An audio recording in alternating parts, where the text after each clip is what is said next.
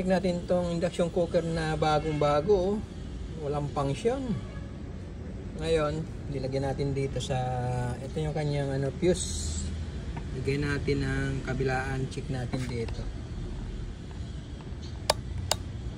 So wala siya.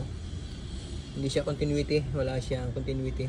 Ngayon, susubukan naman natin dito sa luma na to. Pinagtanggalan ko doon para magamit natin. Kung meron pa to, check natin to.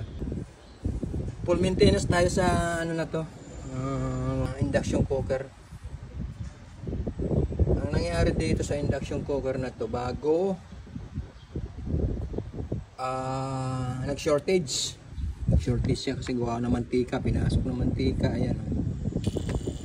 Ang nasira dito ay itong transistor, tinanggal natin. 3-pin PNP ang tawag yata dito.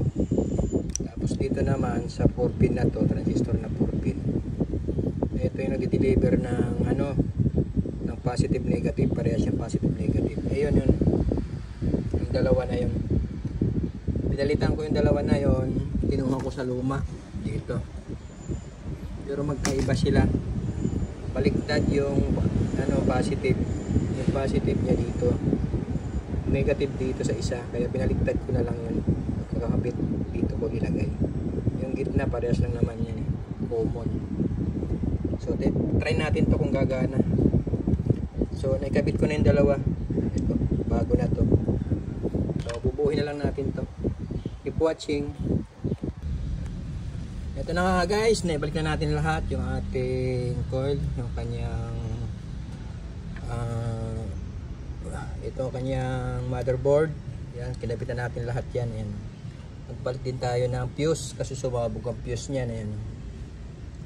Ayan, tinanggal natin yung dalawang transistor. Ito yung sa bago, tinanggal natin. Ayan.